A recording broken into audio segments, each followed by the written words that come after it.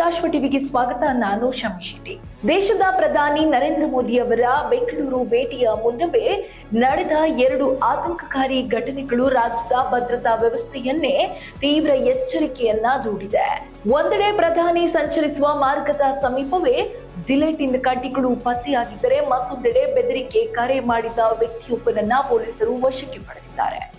ಈ 2 ಪ್ರಕರಣಗಳ ನಡುವೆ ಯಾವುದೇ ಸಂಬಂಧ ಇದೆಯಾ ಎಂಬ ಅನುಮಾನವೂ ಕೂಡ ಈಗ ತನಿಖೆಯ ಕೇಂದ್ರ ಬಿಂದುವಾಗಿದೆ. ಪ್ರಧಾನಿ ಭೇಟಿ ಹಿನ್ನೆಲೆಯಲ್ಲಿ ಭದ್ರತಾ ಪಡೆಗಳು ನಗರದಾದ್ಯಂತ ಹೈ ಅಲರ್ಟ್ ಘೋಷಿಸಿದ್ದವು.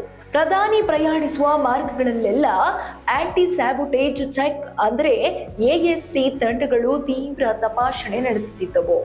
ಇದೇ ವೇಳೆ ಬೆಳಿಗ್ಗೆ ಸುಮಾರು 10:30 ವೇಳೆಗೆ ಕಗ್ಲಿಪುರ ರಸ್ತೆಯ ತಾತಗುಣಿ ಸಮೀಪದ ಅಗರಕೆರೆ ಭಾಗದಲ್ಲಿ ಅನುಮಾನಾಸ್ಪದ ವಸ್ತು ಪತ್ತೆಯಾಯಿತು.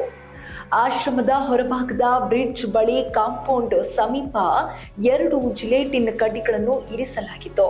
ಭದ್ರತೆಗೆ ನಿಯೋಜನೆಗೊಂಡಿದ್ದ ಪೊಲೀಸ್ ಸಿಬ್ಬಂದಿಯೊಬ್ಬರಿಗೆ ಅನುಮಾನ ಬಂದು ಪರಿಶೀಲಿಸಿದಾಗ ಸ್ಫೋಟಕಗಳು ಪತ್ತೆಯಾಗಿವೆ. ತಕ್ಷಣ ಸ್ಥಳವನ್ನ ಸುತ್ತುವರಿದು ಸ್ಯಾನಿಟೈಸ್ ಮಾಡಿದ ಅಧಿಕಾರಿಗಳು ಜಿಲೆಟಿನ್ ಕಡ್ಡಿಗಳನ್ನು ವಶಕ್ಕೆ ಪಡೆದಿದ್ದಾರೆ.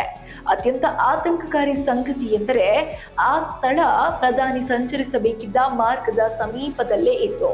ಇದರಿಂದ ಭದ್ರತಾ ಅಧಿಕಾರಿಗಳು ಕ್ಷಣಾರ್ಧದಲ್ಲಿ ಅಲರ್ಟ್ ಆಗಿ ಕೆಲಸ ಮಾಡಿದ್ದಾರೆ.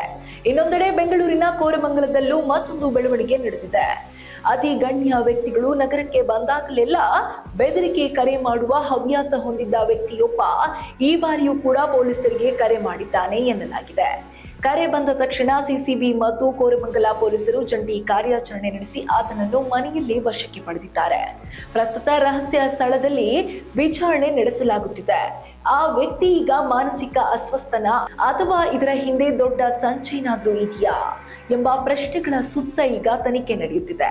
ಈ ಬಗ್ಗೆ ಮಾಹಿತಿ ನೀಡಿರುವ ಗಿರೀಶ್, ತಾತಗುಣಿ ಬಳಿ ಪತ್ತೆಯಾದ ಜಿಲೆಟಿನ್ ಪ್ರಕರಣ ಹಾಗೂ ಬೆದರಿಕೆ ಕರೆ ನಡುವಿನ ಸಂಬಂಧದ ಬಗ್ಗೆ ತನಿಖೆ ನಡೆಯುತ್ತಿದೆ.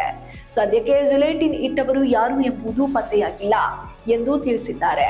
ಇನ್ನು ಪ್ರಧಾನಿ ಮೋದಿ ನಗರ ಪ್ರವೇಶಿಸುವ ಮುನ್ನವೇ ಸ್ಫೋಟಕಗಳನ್ನು ಪತ್ತೆ ಹಚ್ಚಿರುವುದು ಭದ್ರತಾ ಸಿಬ್ಬಂದಿಯ ಎಚ್ಚರಿಕೆಯ ಕಾರ್ಯಕ್ಕೆ ಸಾಕ್ಷಿಯಾಗಿದೆ. ಒಂದು ಕ್ಷಣದ ನಿರ್ಲಕ್ಷ್ಯವು ದೊಡ್ಡ ಅನಾಹುತಕ್ಕೆ ಕಾರಣವಾಗಬಹುದಾದ ಪರಿಸ್ಥಿತಿಯಲ್ಲಿ ಪೊಲೀಸರು ಸಮಯೋಚಿತ ಕ್ರಮ ಕೈಗೊಂಡಿದ್ದಾರೆ. ಸದ್ಯ ರಾಮನಗರ ಜಿಲ್ಲಾ ಪೊಲೀಸರು ಜಿಲೆಟಿನ್ ಪ್ರಕರಣದ ತನಿಖೆ ನಡೆಸುತ್ತಿದ್ದಾರೆ. ಇನ್ನು ಬೆಂಗಳೂರು ನಗರ ಪೊಲೀಸರು ಬೆದರಿಕೆ ಕರೆ ಪ್ರಕರಣದ ಹಿಂದೆ ಇರುವ ನಿಜಾಂಶ ಹೊರತರುವ ಪ್ರಯತ್ನದಲ್ಲಿದ್ದಾರೆ. ಪ್ರಧಾನಿ ಮಟ್ಟದ ಭದ್ರತೆಯಲ್ಲಿ ಇಂತಹ ಘಟನೆಗಳು ರಾಷ್ಟ್ರ ಮಟ್ಟದಲ್ಲೇ ಆತಂಕ ಹುಟ್ಟಿಸಿದ್ದು, ಮುಂದಿನ ದಿನಗಳಲ್ಲಿ ತನಿಖೆಯಿಂದ ಇನ್ನಷ್ಟು ಮಹತ್ವದ ಮಾಹಿತಿಗಳು ಹೊರಬರುವ ಸಾಧ್ಯತೆ ಇದೆ. ಇದು ಈ ಹೊತ್ತಿನ ವಿಶೇಷ. ಇನ್ನಷ್ಟು ಅಪ್ಡೇಟ್ಸ್ಗಾಗಿ ನೋಡ್ತಾ ಇರಿ ಸಪ್ತಾಶ್ವ ಟಿವಿ.